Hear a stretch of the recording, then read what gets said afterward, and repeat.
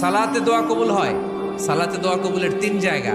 একটা হচ্ছে তাকবীরে তাহরিমার পরে আমরা সানা পড়ি না, আমরা তো একটা পড়ি। আল্লাহর হাবিব সুন্নাহ এবং নফল নামাজে আরো পড়তেন সানা, ওই দোয়া কবুল হয়। 2 নম্বর জায়গা সালাতে সেজদায় পড়ে দোয়া করলে কবুল হয়। আকরাবু মা ইয়াকুনুল আবদু মির রাব্বিহি ওয়া হুয়া সাজিদ ফাকসিরু ফীহি দুআ।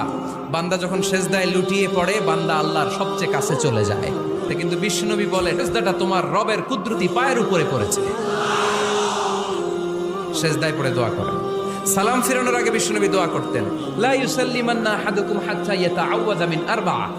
আল্লাহর হাবিব বললেন 4 জিনিস থেকে পানাহ না আছে আমার কোন উম্মত যেন সালাম না ফিরায়। তারা যেন পড়ে আল্লাহুম্মা ইন্নী আউযু বিকা মিন আযাবিল কবর, আউযু বিকা মিন আযাবি জাহান্নাম, আউযু বিকা মিন ফিতনাতিল মাহইয়া ওয়াল মামাত, আউযু বিকা মিন ফিতনাতিল মাসিহিদ দাজ্জাল।